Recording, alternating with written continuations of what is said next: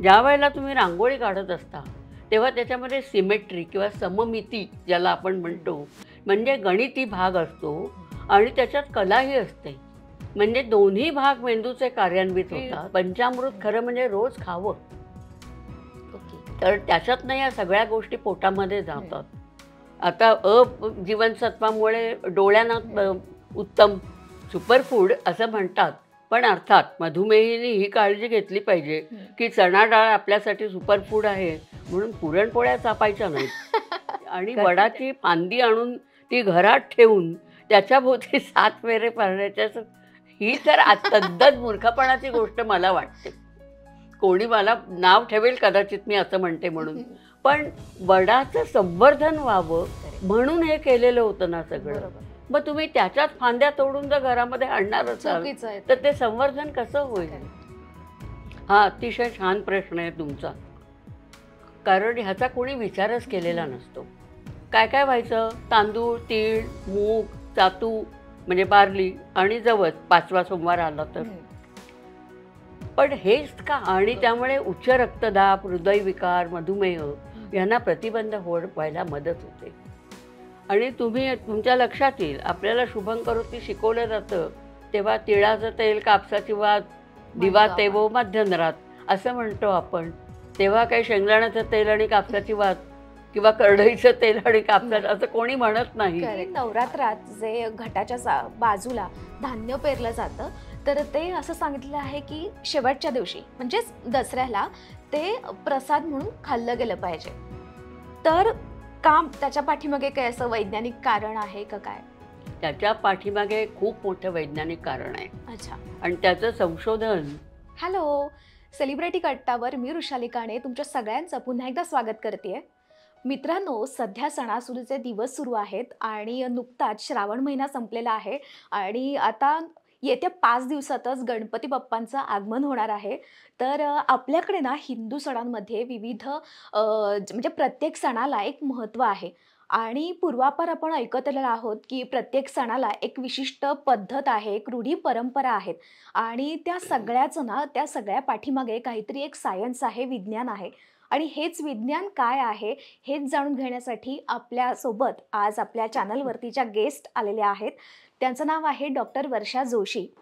खरं तर वर्षा जोशी यांचा परिचय मी ह्याच्या आधीच्या पॉडकास्टमध्ये सुद्धा करून दिलेला आहे, पण पुन्हा एकदा करून देते कारण काही नवीन सदस्य या चॅनलवरती आलेले आहेत. तर त्यांना त्यांचा परिचय माहीत होण्यासाठी मी त्यांच्याबद्दल थोडक्यात तुम्हाला माहिती देते. डॉक्टर वर्षा जोशी यांनी भौतिकशास्त्र या विषयात मुंबई विद्यापीठातून MSc, अमेरिकेतील पर्ड्यू विद्यापीठातून MS आणि सावित्रीबाई फुले पुणे विद्यापीठातून MPhil व PhD या पदव्या संपादन केलेल्या आहेत. पुण्यातील नवरोसची वाडिया महाविद्यालयात भौतिकशास्त्र या विभागात 30 वर्ष प्राध्यापक म्हणून त्यांनी काम करून त्या 2003 साली रीडर व विभाग प्रमुख म्हणून निवृत्त झाले आहेत. तसंच निवृत्तीनंतर त्यांनी दैनंदिन जीवनातील विज्ञानावर मराठीतून सामान्य लोकांसाठी लेखन करायचं ठरवलं आणि त्यांची स्वयंपाकघरातील विज्ञान आणि सौंदर्य प्रसाधनातील विज्ञान अशी बरीच पुस्तकं प्रकाशित झालेली आहेत. पुणे विद्यापीठातील ललित कला केंद्र येथे त्यांनी 5 वर्ष प्रयोगकलांसाठी भौतिकशास्त्र या विषयाचे अध्यापन केलेले आहे व त्या विषयासाठी पुस्तकही लिहिलेलं आहे. तसंच EMRCच्या सहकार्याने वाद्यांमधील विज्ञान या विषयासाठी बनलेल्या 6 चित्रफितींसाठी विषय तज्ज्ञ म्हणून त्यांनी काम केलेलं आहे. आणि नुकतंच त्यांनी आपले सण उत्सव व त्यातील विज्ञान हे त्यांनी पुस्तक लिहिलेलं आहे. हे ते पुस्तक आहे, तुम्ही पाहू शकता आणि तुम्ही ऑर्डर देखील करू शकता. कशी ते त्या स्वतःच सांगतील. तर मित्रांनो, तुम्हाला कळलंच असेल आजचा आपला टॉपिक आहे आपले भारतीय सण उत्सव आणि त्यामागील विज्ञान. नमस्कार वर्षाजी, तुमचं पुन्हा एकदा स्वागत आहे सेलिब्रिटी कट्टावर. कशा आहात? एकदम छान, मस्त. येस. तर आपला जो आधीचा पॉडकास्ट आहे भरभरून प्रेम दिलेलं आहे प्रेक्षकांनी आणि तुमच्या आग्रहाखातर मी एका नवीन विषयासोबत त्यांच्यासोबत आज गप्पा मारणार आहे आणि आपल्या प्रेक्षकांना सुद्धा आपल्या ह्या सणांबद्दल खूप माहिती मिळणार आहे, त्याचबरोबर मलाही मिळणार आहे. तर सुरू करूया. आपण बघतो की नेहमी आपण आधी रांगोळी काढतो, औक्षण करताना असेल किंवा कधीही कुठल्याही सणाला रांगोळी काढली जाते आणि त्या मागचं कारण काय आहे? म्हणजे नुसता ठिपका सुद्धा काढतात किंवा स्वस्तिक पण काढतात, तर रांगोळी का काढायची? आता ह्याच्याबद्दल आपल्याला असं म्हणता येईल, की रांगोळी काढणं ही गोष्ट अतिशय पूर्वीपासून चालत आलेली आहे. म्हणजे त्यावेळेला घरासमोर अंगण असायचं, तुळशी वृंदावन असायचं, त्याच्याभोवती रांगोळी काढली जायची. रांगोळी काढायच्या आधी तिथला सगळा भाग झाडून साफ करायला लागतो, हं. पुसून घ्यायला लागतो, म्हणजे थोडक्यात तिथली स्वच्छता झालेली असते. अशी रांगोळी जर दारासमोर अंगणात असेल, तर आलेल्या माणसालाही ते अत्यंत प्रसन्न वाटतं. पण हा एक वेगळा भाग झाला. ह्याच्यातल्या विज्ञानाबद्दल मी सांगणार आहे. रांगोळी काढताना खाली बसायला लागतं आणि त्यामुळे गुडघ्यांना व्यायाम होतो. मेंदूवरती जे संशोधन झालेलं आहे, त्या संशोधनानुसार आपली ही जी बोटं असतात, तर ह्या बोटांची जी हालचाल जितकी जास्त होते, तितका मेंदूचा जास्त भाग कार्यान्वित होतो. मेंदूचा डावा भाग हा गणित आणि विज्ञान ह्या 2 गोष्टी त्याच्याकडे असतात आणि मेंदूच्या उजव्या भागाकडे वाङ्मय आणि कला या गोष्टी असतात. ज्यावेळेला तुम्ही रांगोळी काढत असता, तेव्हा त्याच्यामध्ये सिमेट्री किंवा सममिती ज्याला आपण म्हणतो, म्हणजे गणिती भाग असतो आणि त्याच्यात कलाही असते. म्हणजे दोन्ही भाग मेंदूचे कार्यान्वित होतात आणि दोन्हीमध्ये उत्तम संवाद निर्माण होतो. अगदी एका वाक्यात सांगायचं तर मेंदूची क्षमता वाढते. म्हणजे एका साध्या रांगोळी काढणं ह्या क्रियेमुळे आपल्याला शारीरिक फायदा होतोच, म्हणजे मेंदू सतर्क होतो, गुडघ्यांना व्यायाम होतो. आणि पूर्वीच्या काळी काय म्हणत असत, की रांगोळी काढली की वाईट शक्ती प्रवेश करत नाहीत घरामध्ये वगैरे. तर ही अंधश्रद्धा आपण म्हणूया, ही अंधश्रद्धा आहे. वाईट शक्ती आणि चांगल्या शक्ती वगैरे ह्याच्याबद्दल आपण बोलत नाही. पण हे विज्ञान डेफिनेटली त्याच्यामध्ये आहे आणि त्याच्यामुळे रांगोळी काढल्यामुळे हा फायदा होऊ शकतो. तर हे प्रत्येक पूजेच्या वेळेला ही रांगोळी काढली जाते आणि त्यावेळेला माणसाला हा नक्कीच फायदा होतो आणि तिथलं वातावरणही सगळं प्रसन्न बनून जातं. की बऱ्याच जणांना मलाही हे माहीत नव्हतं, की व्यायाम होतो वगैरे त्याच्यामुळे आणि बऱ्याच जणांना हे आज नव्यानेच कळलं असेल. तर मला पुढचा प्रश्न असा विचारायचा आहे, की आपल्याकडे ना कुठल्याही पूजेची सुरुवात करताना ना विड्याचं पान वापरलं जातं. म्हणजे 2 विड्यांची पानं असतात, त्याच्यावरती सुपारी असते. बरोबर. त्याच्यानंतर पंचामृत सुद्धा असतं. हो. प्रसाद. तर ह्याचं महत्त्व काय आहे? विड्याची 2 पानं आणि पंचामृत काय महत्त्व आहे याचं? बरं. आधी पहिल्यांदा आपण विड्याकडे वळूया. हं. पानसुपारी खाण्याची पद्धत आपल्याकडे सिंधू संस्कृतीपासून आहे. म्हणजे लोकं कायम पूर्वी तुम्हाला माहिती असेल कदाचित, पण पानाचा डबा असायचा लोकांकडे आणि जेवण झाल्यानंतर पान खाण्याची पद्धतच होती सगळीकडे. त्यामुळे नागवेलीची लागवड केली जायची, पानं असायची आणि ही पानं अत्यंत उपयोगी पडायची. तांबूल म्हणजे विडा जो त्याचा करून खातात, तो कृमीनाशक असतो. त्याच्यानंतर कफहारक असतो, वातहारक असतो. विड्यामध्ये भरपूर म्हणजे पानामध्ये विड्याच्या भरपूर पोषण मूल्य आहेत. त्याच्यामध्ये ब आणि क जीवनसत्व आणि मुख्य म्हणजे कॅल्शियम असतं. त्यामुळे त्याचा अतिशय चांगला आरोग्यालाही उपयोग होऊ शकतो. आता ज्यावेळेला तुम्ही चौरंगावरती एखादी पूजा मांडणार असणार, तेव्हा तुम्हाला तिथे 5 फळं वगैरे ठेवायची. ती नुसतीच चौरंगावर ठेवायला तुम्हाला बरं वाटत नाही. त्याच्यासाठी काहीतरी बैठक लागते. मग ही बैठक कसली करायची? तर हे जे पानांना महत्त्व आहे सगळ्या दृष्टीने, की तांबूळ लोकं खातात म्हणून त्या दृष्टीने आणि पोषण मूल्यांच्या दृष्टीने सुद्धा. तर त्यामुळे ह्या विड्याच्या पानांचा उपयोग हा केला गेला. आता पूजेमध्ये बेसिकली काय आहे हे, की आपल्या पूर्वजांनी सगळ्या गोष्टींचं नियोजन 3 गोष्टींसाठी केलेलं होतं. माणसांना निसर्गाजवळ नेण्यासाठी, त्यांना अध्यात्माची थोडीशी गोडी लावण्यासाठी आणि तिसरं म्हणजे आपापसातला बंधुभाव हा जपण्यासाठी. आता विड्याच्या पानांची जोडी का ठेवतात असा जर प्रश्न आहे, तर त्याच्याबद्दल काही वैज्ञानिक कारण नाही. प्रत्येक गोष्टीला वैज्ञानिक कारण असतंच असं नाही. त्याच्यासाठी नाही आहे. तर त्याच्यासाठी काय मग? तर विड्याचं पान हे अत्यंत पातळ असतं. त्या पातळ पानावर तुम्ही काहीतरी ठेवलं ते फाटू शकतं. अच्छा. म्हणून 2 पानं एकत्र घेतात म्हणजे ते मजबूत होतं आणि त्याच्यावरती तुम्हाला सगळ्या गोष्टी ठेवता येतात. सुपारी ही सुद्धा औषधी आहे. सुपारीमुळे ती कृमीनाशक म्हणजे पोटातले जंत मरू शकतात. अन्नाचा वास जातो खाल्ल्यानंतर. असे तिचे आणि औषधी पण अनेक उपयोगी आहेत. आणि काय व्हायचं हे नागवेल लावणं, सुपारीसाठी पोफळी लावणं याच्यामुळे पर्यावरणालाही उपयोग होता. बरं. आज आपण सगळं बाजारातून आणतो. पण पूर्वीच्या काळी काय असं बाजारात गोष्टी मिळत नव्हत्या. त्यामुळे जर हवं असेल हे तर झाडं लावायला लागायची. आणि झाडं लावायला लागायची त्यामुळे लोकांना निसर्गाजवळ जाण्याचा फायदा मिळायचा, निसर्गाचा आदर करण्याचा फायदा मिळायचा आणि पर्यावरणाला सुद्धा त्याच्यातनं फायदा व्हायचा. विड्याच्या पानाचं दुसरं स्वयंपाकातलं सुद्धा महत्त्व आहे. ते असं की ज्यावेळेला तुम्ही लोणी कढवून तूप करत असता तेव्हा तुपामध्ये जर का विड्याचं पान टाकलं तर तूप रवाळ होतं. आता हे म्हणजे 12व्या शतकात राजा सोमेश्वरांनी ग्रंथ लिहिला त्याच्यात सुद्धा त्यांनी हे मेन्शन केलेलं आहे. म्हणजे ही फार पूर्वीपासूनची आपल्याकडे पद्धत आहे. आता मी सायंटिफिकली याच्यावर जेव्हा विचार केला त्यावेळेला का असं होत असावं, तर तूप रवाळ होतं म्हणजे काय, तर त्याचे जे कण असतात ते एकत्र जमतात आणि मोठे होतात, त्याच्यामुळे ते रवाळ दिसतं तुम्हाला. ज्यावेळेला ते संबंध होमोजिनियस असं असतं तेव्हा ते मेणचटल्यासारखं दिसतं. पण ज्या वेळेला हे पार्टिकल्स त्याचे कण एकत्र येतात तेव्हा ते रवाळ होतं. आता ह्या विड्याच्या पानात असतं कॅल्शियम. या कॅल्शियमचे रेणू त्या तुपामध्ये उतरतात आणि त्याला आम्ही फिजिक्सच्या किंवा केमिस्ट्रीच्या भाषेत सीड असं म्हणतो. एक काहीतरी गोष्ट मिळाली की ज्याच्याभोवती ते रेणू गोळा होतात आणि त्याच्यामुळे तूप रवाळ होत असणार.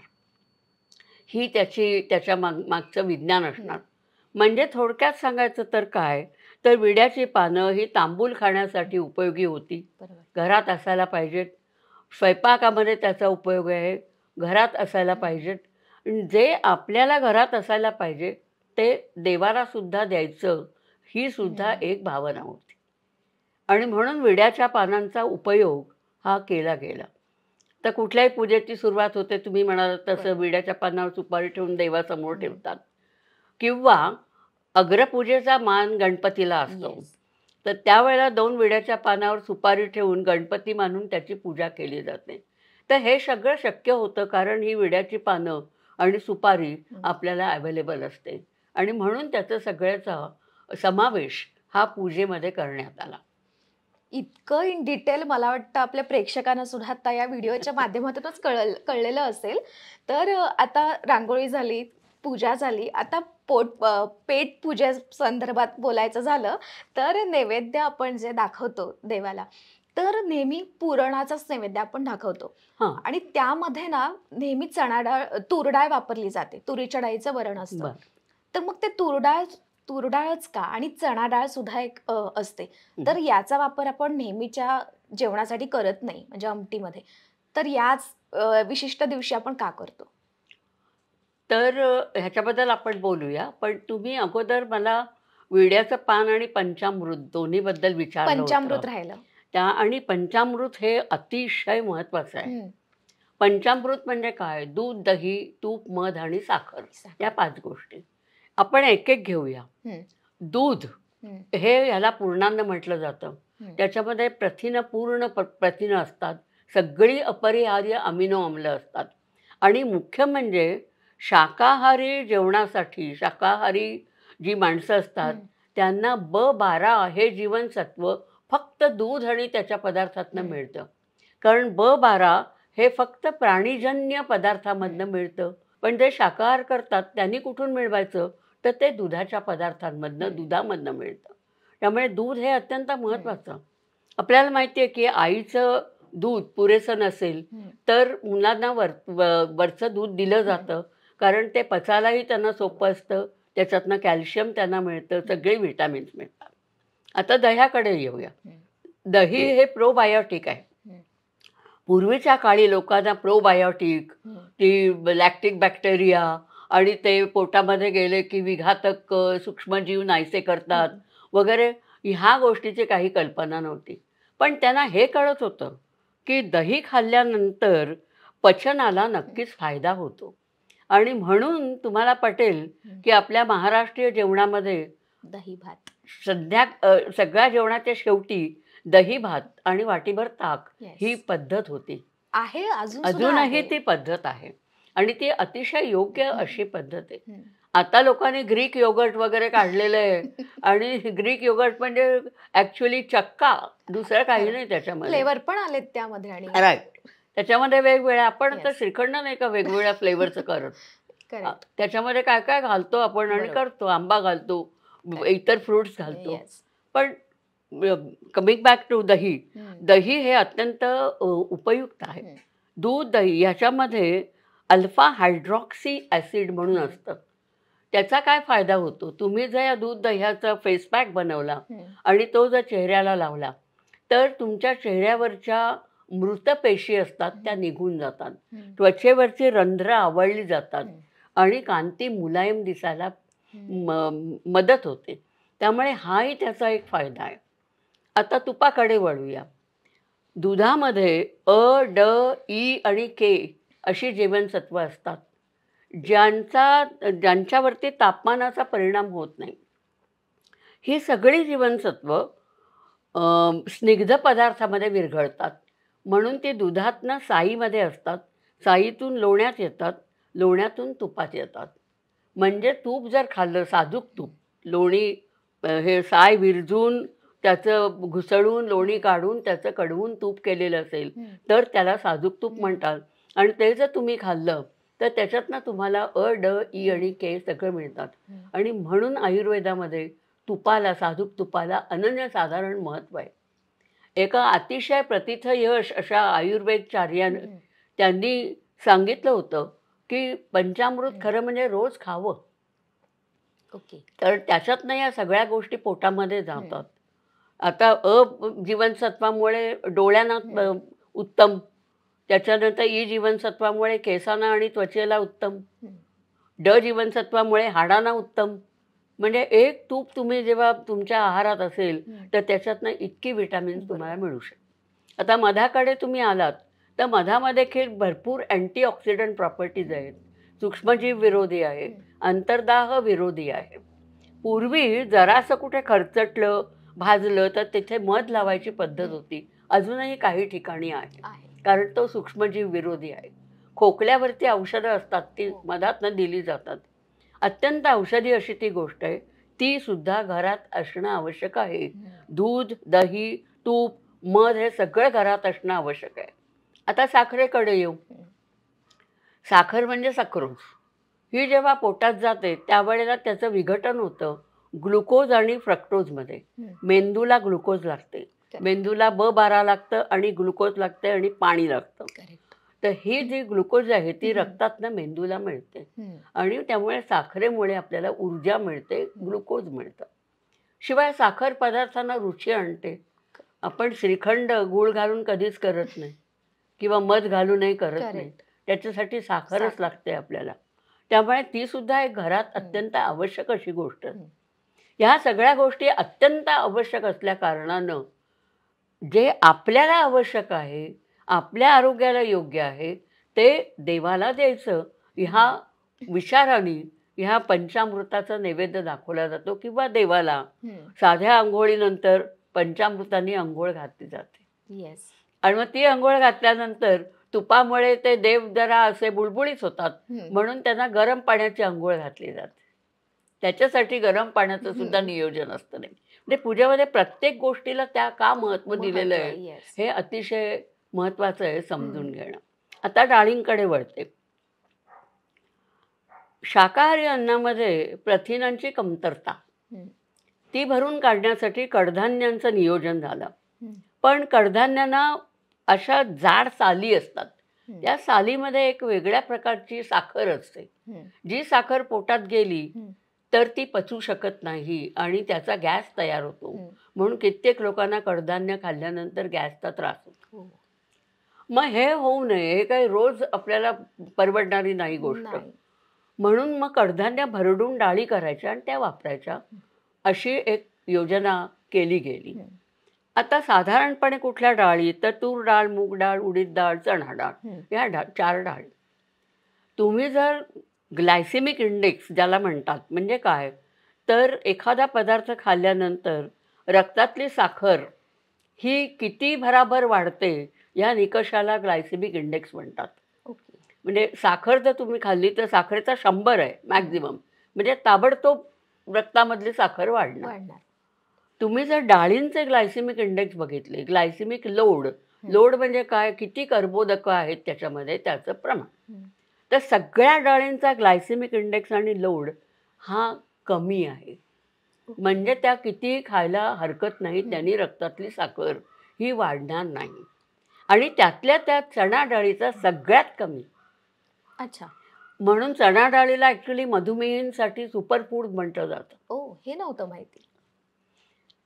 सुपरफूड असं म्हणतात, पण अर्थात मधुमेहींनी ही काळजी घेतली पाहिजे, हं. की चणा डाळ आपल्यासाठी सुपरफूड आहे म्हणून पुरणपोळ्या चापायच्या नाहीत. कारण त्याच्यामध्ये गूळ असणार आहे करेक्ट. आणि त्याच्यातून साखर असणार तुमच्या आहे. पोटात जाणार आहे. हं. त्यामुळे त्याचं भान तर ठेवायला पाहिजे. हं. पण चणा डाळ ही शिजायला थोडी कठीण असते. हं. तूर डाळ, मूग डाळ पटकन शिजतात. हं. मग मूग डाळ का नाही? तर हं. मूग डाळीपेक्षा तूर डाळ जास्त चविष्ट असते, करेक्ट. पहिली गोष्ट म्हणजे. आणि मूग डाळीपेक्षा तिचा ग्लायसेमिक इंडेक्स पण कमी आहे. ओके. म्हणून तूर डाळ ही रोजच्या वरणासाठी, आमटीसाठी. हं. आणि मग चणा डाळ तर पोटात गेली पाहिजे. हं. मग त्याचं आयोजन काय करायचं? तर म्हणून ती धार्मिक कार्यामध्ये, नैवेद्यामध्ये वगैरे असं तिचं नियोजन केलं. हं. आता तुम्ही देवीच्या जर पूजा बघितल्यात, मंगळागौर, त्याच्यानंतर गौरी, नवरात्र सगळ्यामध्ये पुरणपोळी लागते. असते असते. सगळ्यामध्ये तुम्हाला पुरणपोळी लागते. होळीला पुरणपोळी असते. असं ठरवून दिलेलं आहे. आणि त्यामुळे त्यावेळेला ती केली जाते किंवा कुठल्याही नैवेद्यावर पुरण आवश्यक असं ठरलं जातं. कोणी ठरवलं हे? देव तुम्हाला काहीच सांगायला येत नाही. हं. पुरण घाला का खीर घाला. हे सगळं आपण ठरवलेलं असतं. Yes, yes. हे आपल्या पूर्वजांनी ठरवलं कारण त्या निमित्ताने ही चणा डाळ हं. आपल्या पोटात जायला मदत मदत होते. आहे.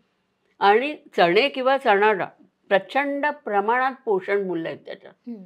भरपूर जवळजवळ गव्हाच्या दुप्पट प्रथिनं त्याच्यामध्ये असतात. जीवनसत्वाचे प्रकार, कित्येक खनिजं असतात आणि ज्याला कॉम्प्लेक्स कार्बोहायड्रेट्स म्हणतात, की ज्याच्यामुळे रक्तातली साखर भराभर वाढत नाही, हे त्याच्यामध्ये असतं. म्हणून त्याचा उपयोग असतो. तर तुम्ही बघितलं तर तुम्हाला कळेल, की बारशाला घुगऱ्या खाल्ल्या जातात, म्हणजे चण्याची उसळ. हो. म्हणजे बारशापासूनच सुरुवात होते ही करेक्ट. चण्यांच्या महत्त्वाचं. बरोबर. त्याच्यानंतर चैत्रगौरीच्या हळदी-कुंकवाला हरभऱ्यांची हरभरे ओटी देतात. भरली जाते. शुक्रवारच्या हळदी-कुंकवाला चणे. चणे दिले जातात. म्हणजे चणे किंवा चण्याची डाळ ही कुठल्यातरी प्रकारे पोटात गेली पाहिजे, याच्यासाठी हे सगळं नियोजन केलेलं गं. ओके. सो बऱ्याच जणांना आता कळलं असेल, की आता सणासुदीचे दिवस आहेत. मी मगाशी म्हटलं, की पुरण लागणारच आहे. तर तुम्हाला आता हे महत्त्व कळलं असेल. तर माझा आता पुढचा प्रश्न आहे, की वटपौर्णिमेच्या दिवशी सुवासिनी बायका वडालाच्या 7 फेऱ्या मारतात आणि तेव्हा मारताना दोरा पण गुंडाळला जातो. सुताचा दोरा गुंडाळला जातो. तर तो कशासाठी? काय महत्त्व आहे? मुळात वडाला महत्त्व दिलं गेलं आणि त्याला देवत्व बहाल केलं गेलं. याचं कारण म्हणजे वड आणि पिंपळ हे अगदी दीर्घायुषी वृक्ष असतात. भरपूर ऑक्सिजन सोडतात. त्यांचा पसारा प्रचंड असतो, त्यामुळे त्याच्यामध्ये पक्ष्यांचा अधिवास असतो. ते शीतल अशी छाया देतात, ज्याच्यामध्ये गुरं बसू शकतात, माणसं बसू शकतात. त्यामुळे हे वृक्ष खूप महत्त्वाचे असतात. पण त्यांचे फुलं फळं काही उपयोगी नसतात. मग असं असेल तर माणसं त्यांच्याकडे ढुंकून सुद्धा बघणार नाहीत. म्हणून त्यांना देवत्व बहाल केलं, की वड म्हणजे शिवाचा, पिंपळ विष्णूचा, औदुंबर दत्तांचा, हे असं असल्याकारणानं माणसं त्याचा आदर करायला लागली, निसर्गाजवळ जायला लागली. आता सुताचा दोरा का? याच्यासाठी दोन मतप्रवाह आहेत. एक मतप्रवाह असा आहे, की निसर्गामध्ये प्रत्येक प्राणीमात्रामध्ये पंचमहाभूतं असतात. आता प्रत्येक ह्याच्यामध्ये, प्रत्येक गोष्टीमध्ये एखादं हे पृथ्वी, आप, तेज, वायू, आकाश अशी 5 तत्व आहेत. यापैकी एखादं तत्व जास्त असतं, एखादं तत्व कमी असतं. तर हे जे सूत आहे त्याच्यामध्ये पृथ्वी तत्व आणि आपतत्व हम्म. ऑब्व्हियसली, कारण वनस्पतीतली कुठल्याही गोष्टीमध्ये आपतत्व असणारच. असणार. आणि हे पृथ्वी तत्व, कारण त्याच्यामधनं ते बाहेर येतं. आणि असं म्हणतात की वडामध्ये जे शिवतत्व असतं त्याला ते आकृष्ट करतं आणि फेरे घालणाऱ्या माणसाला त्याचा फायदा होतो. ही समजा जरी अगदी अंधश्रद्धा मानली तरी दुसरा असा विचार आहे की पती पत्नीमधलं नातं हे प्रेमाचं आणि विश्वासाचं असायला लागतं. आणि जसा सुताचा दोरा नाजूक असतो तसंच हे नातं देखील नाजूक असतं. खरंय. त्याला जरा जरी तडा गेला तरीसुद्धा संबंध लग्नावरती आणि कुटुंबावरती त्याचा परिणाम होऊ शकतो. त्यामुळे हे नाजूक असतं नातं. ते व्यवस्थित सांभाळलं जावं. आता तुम्हाला माहिती आहे लग्नामध्ये होमाभोवती 7 फेरे घातले जातात. करेक्ट. त्यावेळेला एकमेकांना प्रेमाची आणि विश्वासाची वचनं दिली जातात. सप्तपदी. तेच रिपिटेशन इथे होत आहे. अच्छा. 7 फेरे वडाला घातले जातात आणि हा दोरा गुंडाळला जातो. 7 दोऱ्यांची एक जुडी जर झाली तर ती एकापेक्षा बळकट होते. करेक्ट. म्हणजे आपल्यातलं आणि आपल्या पतीमधलं नातं हे बळकट व्हायला यांनी मदत होईल असं स्त्रियांना वाटतं. आता यातली एक गंमत मला सांगावीशी वाटेल की ही पूजा फक्त बायकांनीच का करायची असा हल्ली प्रश्न विचारतात. करेक्ट. मुली विचारतात की ही पूजा आम्हीच का करायची, पुरुषांनी का नाही करायची, त्यांना पण चांगली बायको नको असते का, त्यांना पण हे नातं प्रेम आणि विश्वासाचं नको असतं का. तर नाही, हवं असतं. पूर्वी काय होतं की बायकांचं घर नवरा आणि मुलं एवढंच विश्व होतं. त्या शिकलेल्या नव्हत्या, अर्थार्जन करत नव्हत्या, संपूर्णपणे पतीवर अवलंबून होत्या. आणि म्हणून मग त्याच्या कल्याणासाठी आरोग्यासाठी सगळी व्रतं करायची, सगळं करायचं असं ठरवलेलं होतं. आणि सावित्रीची कथा होती पुराणातली.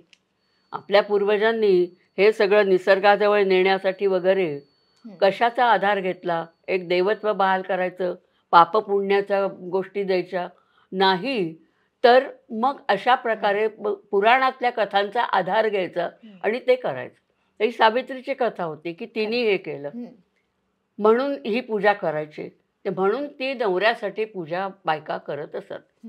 आताच्या काळात तुम्ही नोकरी करत असाल, तुम्हाला सकाळी लवकर जर बाहेर पडायला लागत असेल, तुम्हाला उपास जर झेपत नसेल तर काही हे करण्याची गरज नाही. आपल्या नवऱ्याबरोबर तुम्ही व्यवस्थित राहा की त्याच्यातनं सगळं तुम्हाला अचीव झालेलं आहे. पण हे सुताच्या दोऱ्याच्या मागे हा एक विचार प्रवाह काही लोकांनी व्यक्त केलेला आहे. मी तेच आता म्हणणार होते, कारण आजकालच्या पिढीमध्ये खूप कमी मुली अशा बघायला मिळतात किंवा बायका सुद्धा. कारण मुंबईत बघितलं तर लोकल पण पकडायची असते असं त्या म्हणतात. कारण आणि ही लवकर पूजा करतात तर ते शक्यच होत नाही.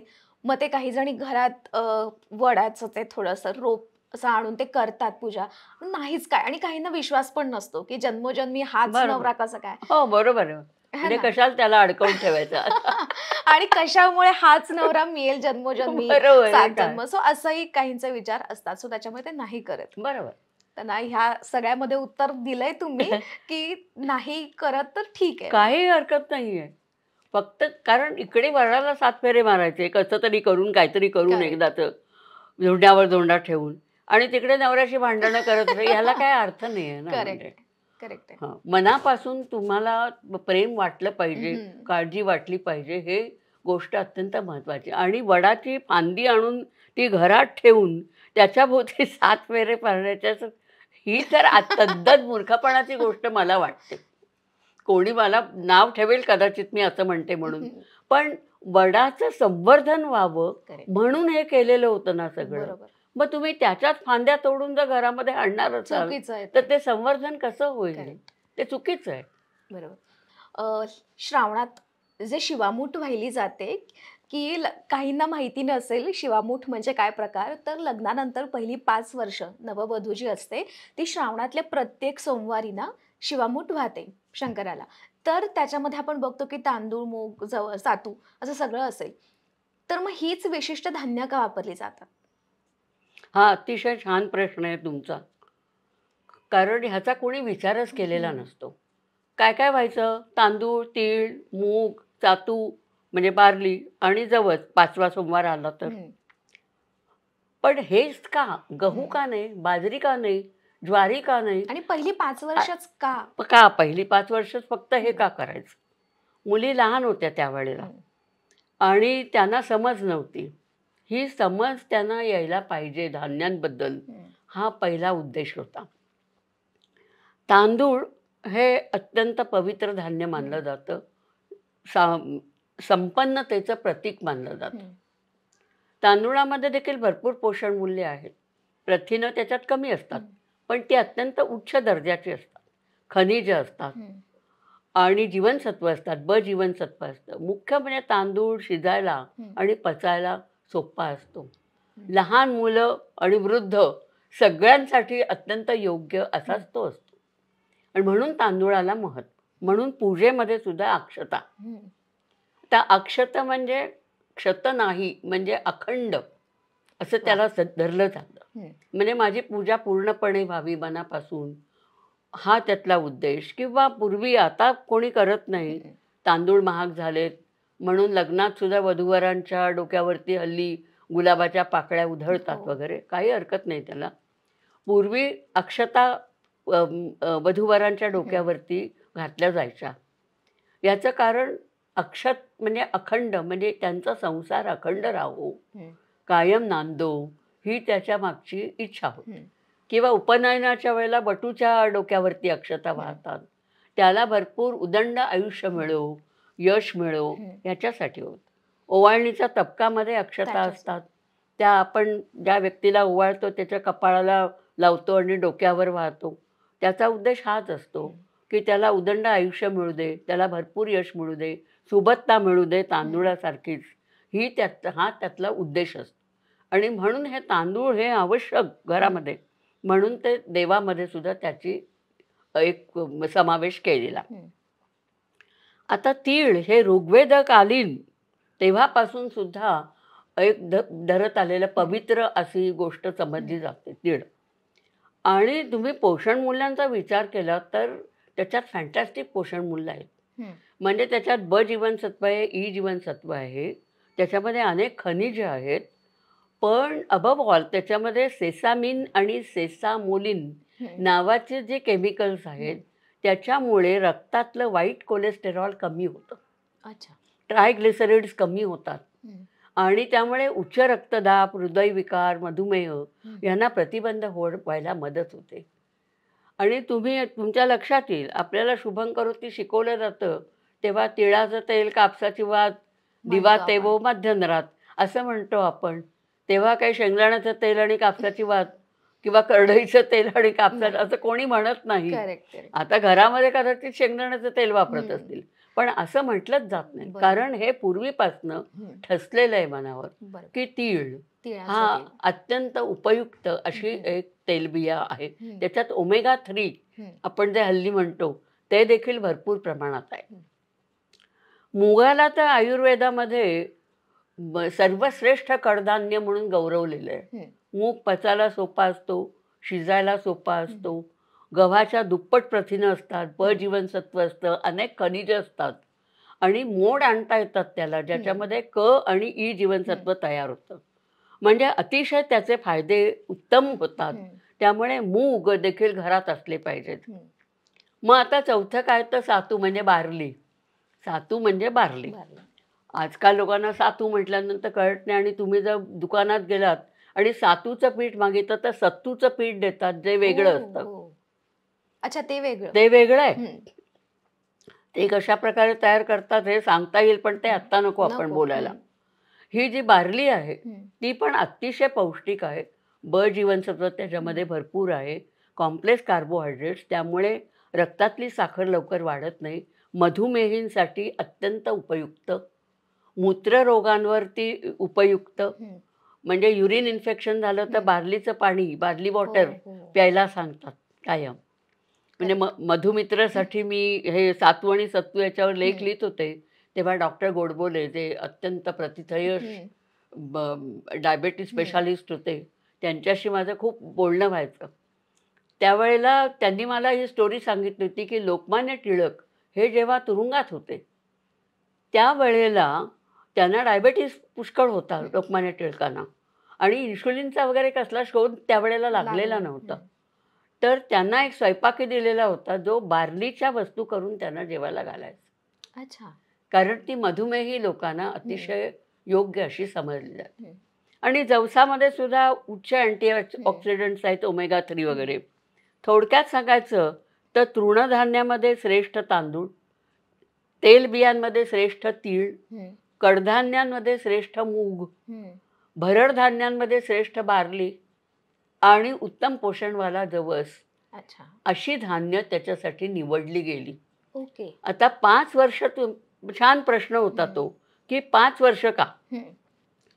5 वर्ष हे केल्यानंतर मुलींच्या मनावर हे ठसतं की ही धान्य अतिशय महत्त्वाची आहेत, ही आपल्या घरामध्ये असलीच पाहिजेत आणि ह्यांचा असा असा उपयोग आहे. हे मोठी माणसं त्यांना कदाचित सांगत असतील की याचा काय उपयोग आहे म्हणून. पूर्वी अर्थात प्रश्न विचारायची काही पद्धत नव्हती. कारण प्रश्न विचारला तर गप्पा बसा म्हणून सांगायचं. आजकाल तसं नसतं, सायंटिफिकली उत्तर द्यायला लागतं. म्हणून आपण या सायन्सबद्दल बोलतोय आता. तर हे 5 वर्ष केल्यानंतर हे मनामध्ये ठसत असते, म्हणून ते 5 वर्ष. मंगळागौर सुद्धा 5 वर्ष करतात, त्याच्यानंतर काही करत उद्यापन करतात. कारण नंतर मग मुलं बाळं वगैरे झाले की काही करणं शक्य नसतं. त्यामुळे हे करायचं 5 वर्ष. बरोबर. आता पुढचा प्रश्न खूप इंटरेस्टिंग आहे. गणपती येत आहेत, तर त्याच्यामुळे त्याबद्दल हा प्रश्न व्हायलाच पाहिजे. गणपतीला दुर्वा आपण ज्या वाहतो, तर त्या 21च का आणि दुर्वाच का व्हायचे असतात? खूप छान प्रश्न आहे. गणपतीबद्दल अनेक कथा आहेत. भारतीय संस्कृती कोश याचे अनेक खंड आहेत. त्याच्यामध्ये ह्या गणपतीबद्दलच्या कथा आहेत, ज्याच्यातनं गणपतीला दुर्वा प्रिय का हे दिलेलं आहे. गणपती कुणाला सांगायला येत नाही की मला दुर्वा वाहा म्हणून, पण ह्या पुराण कथांचा आधार घेतला जातो. अनलासुराची एक कथा आहे की ज्याच्यामुळे गणपतीच्या अंगाचा दाह व्हायला लागला आणि दुर्वांमुळे तो शांत झाला आणि त्यामुळे गणपतीला दुर्वा व्हायच्या असं एक ठरलं गेलं. पण झालं काय त्याच्यामुळे? त्यावेळेला गाई म्हशी शेळ्या वगैरे पाळल्या जायच्या, त्यांना चरायला कुरणं लागायची. दुर्वांची कुरणच्या कुरणं त्यावेळेला असायची. ह्या दुर्वा मातीची धूप थांबवतात, त्या पाणी स्वच्छ करतात, भरपूर ऑक्सिजन सोडतात. म्हणजे पर्यावरणाला त्यांचा प्रचंड उपयोग असतो. इतकंच नाही तर त्या अत्यंत औषधी आहेत. त्रिदोषनाशक म्हणजे कफ, वात आणि पित्त हे सगळे दोष हारकत्या आहेत असं समजलं जातं. अत्यंत औषधी आहेत. अशी जी गोष्ट आहे पर्यावरणाला इतकी उत्तम आणि औषधी, तर ती नक्कीच देवाला व्हायला पाहिजे आपण, म्हणून त्या गणपतीला दुर्वा प्रिय असं झालं. आता 21 कडे येऊ. 21 का करायचं? याची गंमत अशी आहे की जेव्हा तुम्ही पूजा करत असता तेव्हा पहिल्यांदा 5 ज्ञानेंद्रिय म्हणजे डोळा, नाक, कान, जीभ आणि त्वचा, 5 कर्मेंद्रिय म्हणजे हात, पाय, वाणी, गुद म्हणजे त्याज्य पदार्थ ज्याच्यातनं जातात ते, आणि उपस्थ म्हणजे जननेंद्रिय. या सगळ्याला कर्मेंद्रिय म्हणतात. त्याच्यानी कर्म केली जातात म्हणून. पंचप्राण म्हणजे माहिती आहे तुम्हाला, हे आपण नेहमी प्राणाय स्वाहा अपानाय स्वाहा म्हणतो. देवेंद्र प्राण, व्यान, अपान, समान, उदान हे पंचप्राण म्हणजे 15 झाले. आणि पंचमहाभूत म्हणजे 15 आणि 5 20 झाले. आणि मन हे 21. ह्या सकट आपण ती पूजा करतो, करायची असते. हे पूजा करणाऱ्यांनी मनामध्ये ठेवायचं असतं की मी ह्या सगळ्या सकट गणपतीची आराधना करतोय आणि म्हणून 21चं महत्त्व त्याला. आता तुम्ही देवीच्या पूजेबद्दल म्हटलं तर 16चं महत्त्व असतं. तिथे पंचमहाभूतांचा विचार केलेला नसतो. फक्त पंच ज्ञानेंद्रिय, पंच कर्मेंद्रिय आणि पंचप्राण आणि मन असे म्हणून 16 असतात. इथे 21 असतं. आणि म्हणून 21 या आकड्याचं गणपतीला महत्त्व असतं. म्हणून त्याला 21 मोदकांचा नैवेद्य, त्याच्यानंतर 21 दुर्वांची एक जुडी, अशा 21 जुड्यांचा हार वगैरे हे सगळं ते मानतात. खूपच इंटरेस्टिंग आहे आणि मला वाटतं की आता करेक्ट टायमिंगला हा मी प्रश्न विचारलाय, कारण आता गणपती येतातच आहेत आणि दुर्वाच का वाहतो आणि त्यात सुद्धा 21 का आहे? बऱ्याच जणांना आता या व्हिडिओच्या माध्यमातून माहिती होईल. इतकं डिटेलिंगमध्ये माहिती नसतं, दुर्वा व्हायच्यात व्हायच्यात. हं. तर त्यालाच जोडून आता मी दुसरा प्रश्न विचारते, की हरतालिका हरतालिका येतायत आता. त्याच्यानंतर मंगळागौरीच्या वेळेला असेल, आपण ना एक 16 आणि 21 हा आकडा आपण नेहमी ऐकतो. जसं मंगळागौरीच्या वेळेला एक 16 पत्री, त्याच्यानंतर 16 दुर्वा पण असतात. तसंच हरतालिकेच्या वेळेला पण असतात. तर ह्या 16 आत्ता तुम्ही 21 आकड्यांचं महत्त्व सांगितलंत, पण 16 आकड्याचं काय महत्त्व आहे? आत्ता जसं 21चं मी म्हणाले, हं, त्याप्रमाणे 16ला मी तुम्हाला म्हटलं, की हं, मनुष्य देह हं, हा 16 विकारात्मक आहे. म्हणजे ही 5 ज्ञानेंद्रिय, 5 कर्मेंद्रिय, पंचप्राण आणि मन हे एकत्र करून 16 हं. हे सगळं आहे आपल्या बरोबर. शरीरामध्ये. तर ह्याचा उपयोग करून सगळ्याचा हं, आपण ती पूजा करत असतो. हं. म्हणून त्याला 16चं महत्त्व. हा ओके. एक भाग झाला. दुसरं असं आहे, भारतीय संस्कृती कोशामध्ये हे दिलेलं आहे. हं, आत्ता मी ते सांगणार आहे ते, की चंद्राच्या 16 कला असतात. आता कला म्हणजे काय कोणी विचारेल, तर इंग्लिशमध्ये लुनर फेजेस म्हणतात हं, त्याला. म्हणजे शुक्ल प्रतिपदेपासून पौर्णिमेपर्यंत चंद्र हळू-हळू, हळू-हळू जास्त प्रकाशमान होत जातो. हं. पौर्णिमेला पूर्ण चंद्र दिसतो. हे जे वेगवेगळ्या प्रकारे प्रकाशमान त्याचं होणं आहे, त्याला कला असं म्हटलं जातं.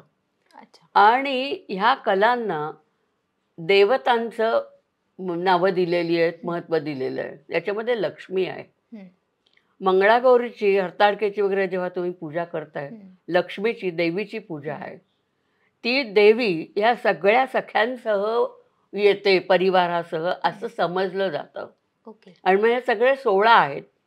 म्हणून त्यांच्यासाठी 16 पत्री. ओके. आता पत्री कशासाठी त्यांनी पानं कशासाठी व्हायची? फुलं व्हायची एक वेळ आपण समजू शकतो. पर्यावरणाला उपयोग व्हावा हा महत्त्वाचा भाग होता त्यातला. आणि औषधी आहेत. सगळी पानं ती औषधी आहेत. हं, आता आपण बाजारातून ऑर्डर देतो, हं, की पत्री पण पाठवा, फुलं पाठवा, पत्री पाठवा. ज्या वेळेला मंगळागौरीची पूजा करताना बायका पानं वाहत असतात, हं. किती जणांना माहिती असतं, की आपण आत्ता कसलं पान वाहतोय? करेक्ट आहे. एक उचलायचं आणि व्हायचं एवढंच माहिती असतं फक्त. पूर्वीच्या काळी जागा असायची, आता जागाही नसते एवढी हं, झाडं लावायला हं. वगैरे. पूर्वीच्या काळी जागा असायची, झाडं लावली जायची आणि त्यामुळे झाडांची ओळख व्हायची. बरोबर. झाडांचे औषधी गुण हे माणसाला कळायचे. हं.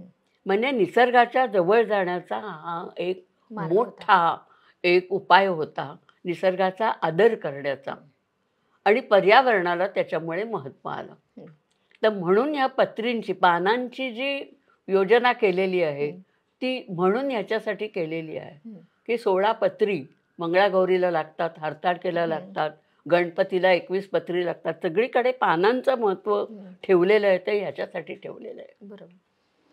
आता दसऱ्याला आपण बघतो, की अ, दसऱ्याला सोनं म्हणून आपण आपट्याची पानं लुटतो, देतो एकमेकांना. पण मग आपट्याची पानं का म्हणजे तीच का? सोनं म्हणून आणि तेही. हो, बरोबर आहे. बरोबर आहे अगदी. खरं तर आपट्याच्या झाडाचं महत्त्व हं, एक वेगळंच आहे. हं.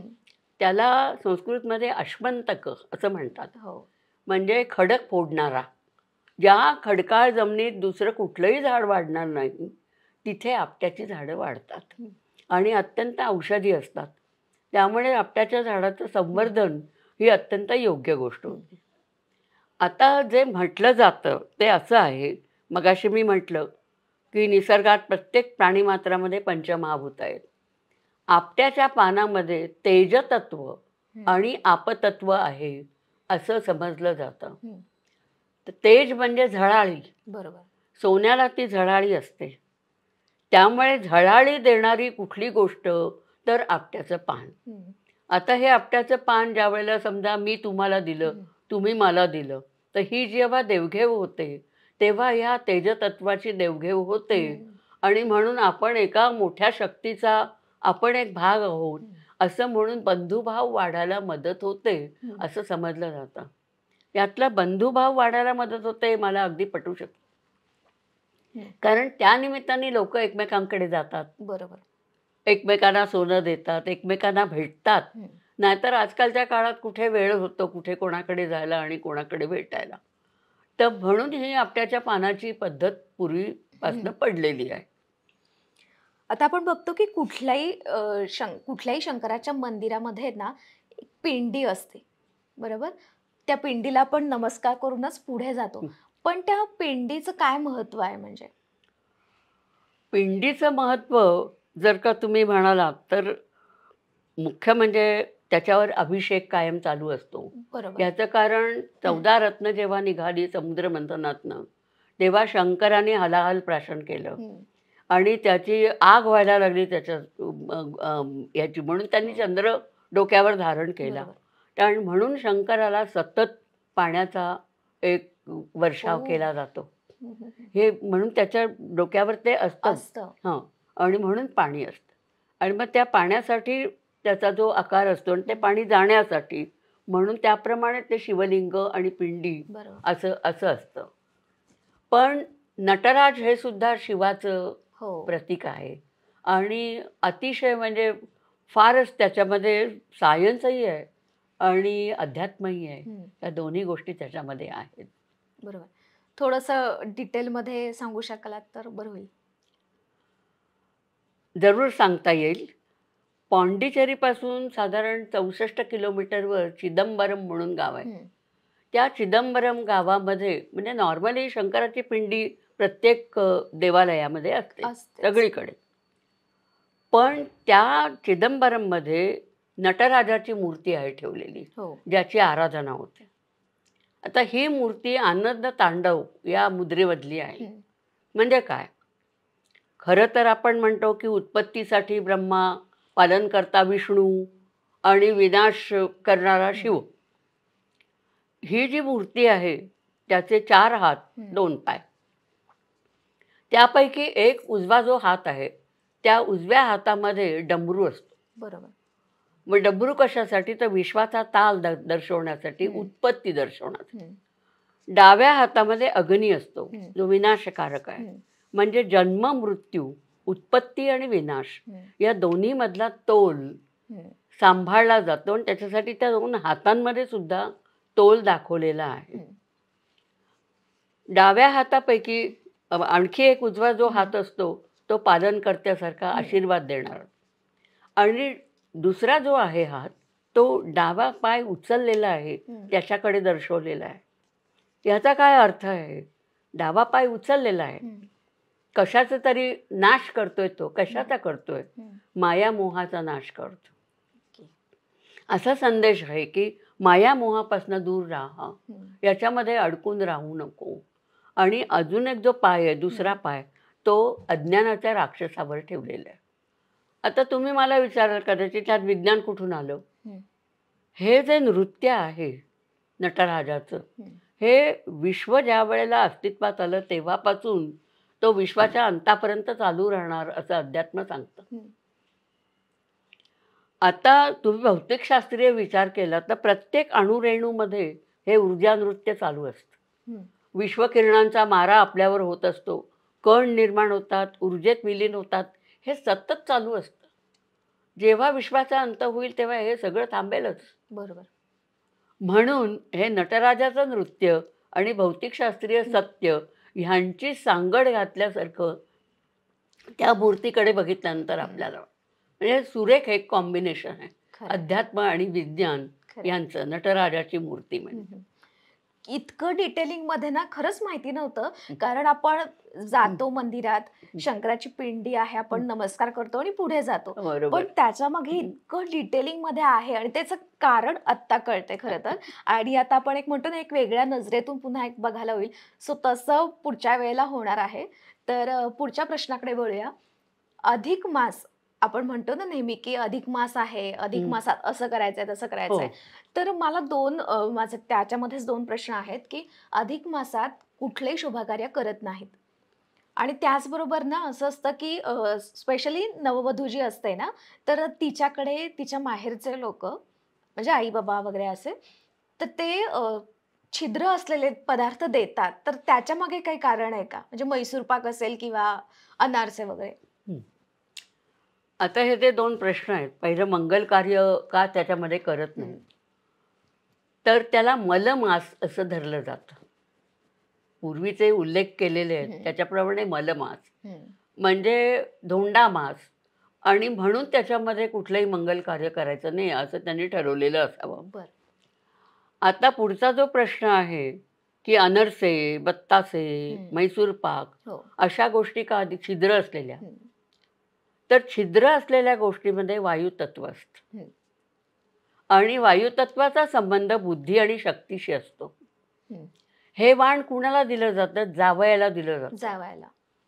लेक आणि जावई यांना लक्ष्मीनारायण असं समजलं जातं. हं, ॲक्चुअली जेव्हा अधिक मासाचं प्रयोजन झालं हं, सगळं, सूर्यभ्रमण आणि हं, चंद्रभ्रमण यांचा मेळ हं. साधण्यासाठी, त्यावेळेला ह्या मासासाठी काहीतरी लोकांना ठरवून हं. दिल्याशिवाय ते वाटेल ते करायला लागतील त्याच्यामध्ये. बरोबर. म्हणून आपल्या पूर्वजांनी असं ठरवून दिलं, की या पुराण कथांमध्ये आहे हे हं, सगळं, की अधिक मास हा विष्णूचा मास. हं. म्हणजे विष्णूची पूजा त्याच्यामध्ये करायची, दानधर्म करायचे, येस. पुण्यकारक अशा सगळ्या हं, गोष्टी करायच्या. त्याच्यामध्ये एक फार गमतीदार गोष्ट आहे, की विष्णूची पूजा करायची असं ते म्हटलंय. अधिक मासात भगवद्गीता वाचावी असं म्हटलं जातं. हो. आता भगवद्गीता हा अत्यंत अजोड आणि अमूल्य असा हं. ग्रंथ आहे. ज्ञानेश्वरांसारख्या संतांना, लोकमान्य टिळकांसारख्या विद्वानांना त्यांनी भुरळ घातली बरोबर. आणि त्यांनी त्याच्यावर ग्रंथ लिहिले. इतकंच नव्हे तर पाश्चात्य शास्त्रज्ञांना हं, सुद्धा हं, त्यांनी भुरळ घातलेली आहे. हं, याचं मोठं उदाहरण म्हणजे भौतिकशास्त्रज्ञ ओपनहायमर, हं. ज्यांनी अणुस्फोटासाठी हे केलं होतं बरोबर. अमेरिकेमध्ये. तर हे जे आहे हा हं, प्रकार छिद्र वायुतत्वाचं हं, मी तुम्हाला हे भगवद्गीतेचं आधी सांगते, मग याच्याकडे हं. येते. तर ही भगवद्गीता निदान अधिक मासात तरी लोकांनी वाचावी. अच्छा. म्हणून असं म्हटलेलं होतं, की ती विष्णूची पूजा आहे, त्यांनी तुम्हाला पुण्य मिळेल. आपल्याला पुण्य मिळणार आहे. असं झालं, की माणसं मग ते वाचतात. बरोबर. मग ती भगवद्गीता वाचून त्याच्यातला निष्काम हं, कर्मयोग काही प्रमाणात तरी पालन करायला लोक शिकतील, हं, अशा उद्देशाने हे सगळं केलेलं होतं. हं, आता मी म्हटलं तुम्हाला तसं छिद्र असलेल्या गोष्टींमध्ये वायुतत्व असतं हं. आणि त्याचा संबंध बुद्धी आणि शक्तीशी असतो. बरोबर. जावयाला तुम्ही जेव्हा हे वाण देता, तेव्हा बुद्धी आणि शक्ती त्याला लाभो, हं, ही त्याच्यामधली जी प्रार्थना आपली असते हं, किंवा इच्छा असते, हं, ती ही इच्छा असते. हं. आता हे वाण पुढचा प्रश्न तुमचा असेल, की 33च का असतं? करेक्ट. कारण आ ह्या वर्षी जर अधिक मास आलाय, हं. तर पुढचा अधिक मास 33 महिन्यानंतर येणार आहे. ओह! त्याचं अच्छा. हे कॅल्क्युलेशन आहे. हं, हं, हं, सूर्यभ्रमण आणि चंद्रभ्रमण याच्यामधली जी तफावत आहे, हं. ती भरून काढण्यासाठी अधिक मास आणि ही तफावत एका महिन्याची केव्हा होते? 33 महिन्यांनंतर. ओके. तर हे 33 महिन्यानंतर पुन्हा होणार आहे. हं, हं, हं. म्हणून हे 33चं वाण असावं असं मला वाटतं. याचं मी कुठेही कारण असं वैज्ञानिक अच्छा. कारण मी कुठे वाचलेलं नाही. हं. पण हे म्हणून असावं. अच्छा. कारण आपण ऐकतो ना, की 33 अनारसे, 33 म्हैसूर पाक. हो. सो हे त्याच्यामागे कळत नाही ना, की 33च का का? असं. करायचं? बरोबर. आणि अधिक मास आला. अधिक मास का हं. येतो पण? कसं आहे, की सूर्यभ्रमणावरचं कॅलेंडर म्हणजे आपलं जानेवारी, फेब्रुवारी टू हो. डिसेंबर. त्याचं जर तुम्ही बघितलं तर वर्षाचे दिवस 365 पॉइंट समथिंग होतात. हं. चंद्रभ्रमण म्हणजे आपलं जे पंचांग हो. असतं, ते चंद्रभ्रमणावर अवलंबून असतं.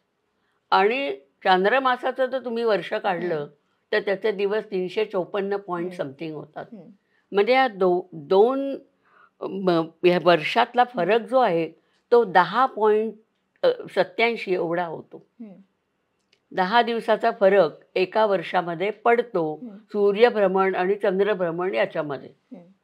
म्हणजे 3 वर्षाच्या साधारण कालावधीत 30 बरोबर. एका महिन्याचा फरक पडतो. तर हं. ते सूर्यभ्रमण आणि चंद्रभ्रमण याच्यातली तफावत भरून काढण्यासाठी हा एक्स्ट्राचा महिना आपल्या पंचांगांमध्ये घातलेला असतो, हं. म्हणून त्याला तुम्ही अधिक मास असं म्हणतात. ओ. म्हणजे समजा तो श्रावण असेल हं. तर अधिक श्रावण आणि निज श्रावण असे 2 असतात हो. त्यावेळेला. हे मी ऐकलंय अधिक श्रावण आलाय म्हणून वगैरे. ओके. आता एक शेवटच्या प्रश्नाकडे वळूया आपण, की नवरात्रात खूप इंटरेस्टिंग प्रश्न आहे खरं तर हा, की नवरात्रात जे घटाच्या बाजूला धान्य पेरलं जातं, तर ते असं सांगितलेलं आहे, की शेवटच्या दिवशी म्हणजेच दसऱ्याला ते प्रसाद म्हणून खाल्लं गेलं पाहिजे. तर त्याच्या पाठीमागे काही असं वैज्ञानिक कारण आहे का काय? त्याच्या पाठीमागे खूप मोठं वैज्ञानिक कारण आहे अच्छा. आणि त्याचं संशोधन रिसेंटली हं. म्हणजे झालेलं आहे आणि ते काय आहे ते सांगते मी तुम्हाला. ज्यावेळेला तुम्ही ह्या गोष्टी पेरता हं. आणि त्याचे कोंब येतो, तो हं. हळू-हळू वाढायला लागतो. ज्यावेळेला छोटा कोंब वाढत असतो, हं. तेव्हा त्याची मुळं जी असतात, ती संपूर्णपणाने पोषण मूल्य त्याला हं. देतात. म्हणजे तो लवकर वाढावा हं. म्हणून. असं संशोधनाअंती सिद्ध झालेलं आहे. या सगळ्या कोंबांना 3 इंचापर्यंत वाढलेल्या त्या हं. कोंबांना मायक्रोग्रीन असं म्हटलं जातं. हं. आणि असं संशोधनाअंती सिद्ध झालेलं आहे, की नेहमीचं जे रोप असतं, म्हणजे आता मेथी तुम्ही पेरली हं. आणि मेथीची जुडी आणली.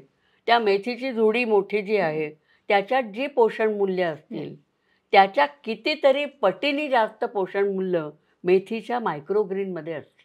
अच्छा. आणि त्यामुळे ती जर खाण्यामध्ये आली, हं. तर तुम्हाला एवढं मोठं पोषण मूल्य त्याच्यापासून मिळतं. बरोबर. पण त्याच्यात एक कॅच आहे. तो कॅच काय आहे, की हे टेम्परेचर सेन्सिटिव्ह आम्ही ज्याला म्हणतो, हं. की तापमान हं. 60 ते 70 डिग्रीच्या वर गेलं, की पोषण मूल्य सगळी नष्ट होतात. हं. म्हणजे मायक्रोग्रेन शिजवायचं नाही. मगाशी आपला विषय झाला हां. तुम्हाला. मुळं कापायची, हं. स्वच्छ धुवायचं हं. आणि त्याचे बारीक तुकडे करून सॅलडमध्ये, हं. कोशिंबिरीमध्ये घालून हं. किंवा कशावर तरी ज्याला आपण कोथिंबीर कशी पेरतो, बरोबर. तसं पेरून असं ते खाल्लं पाहिजे. हं. त्याच्यातनं प्रचंड प्रमाणात पोषण मूल्य जातात. बरोबर. म्हणून आपल्याकडे ती पद्धत होती. आता हे आपल्या पूर्वजांना माहीत होतं का, की मायक्रोग्रीन्स आहेत म्हणून? बरोबर. त्यांना हे माहीत होतं, की याचा अतिशय चांगला उपयोग हं. आपल्या आरोग्याला होतो आणि म्हणून त्यांनी ही पद्धत शोधून काढली. बरोबर. आजकाल आपण स्प्राउट्स पण खातो ना, की हो. त्याच्यामध्ये कांदा, टोमॅटो टाकला, की हां. आपण एक डाएट फूड म्हणून पण ते बरोबर. खाल्लं जातं. खाल्लं जातं. बरोबर. बरोबर.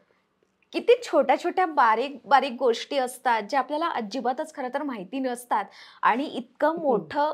मोठं म्हणूया, काही वेळेला छोटं वैज्ञानिक कारण आहे हं, त्याच्यामागे. हं, पण आपण म्हणतो ना, एक पूर्वापार प्रथा चालू आहेत, रूढी हं, चालू आहेत. हं, मोठ्याने सांगितलंय, चला आपण ती पद्धत हं, करतो. हं, पण त्यातले बारकावे, हं, त्याचं महत्त्व खरं तर आत्ता याच्यातून कळलंय हं. आणि मला खात्री आहे आपल्या प्रेक्षकांना सुद्धा त्याचं महत्त्व कळलेलं आहे. आणि थँक सो मच.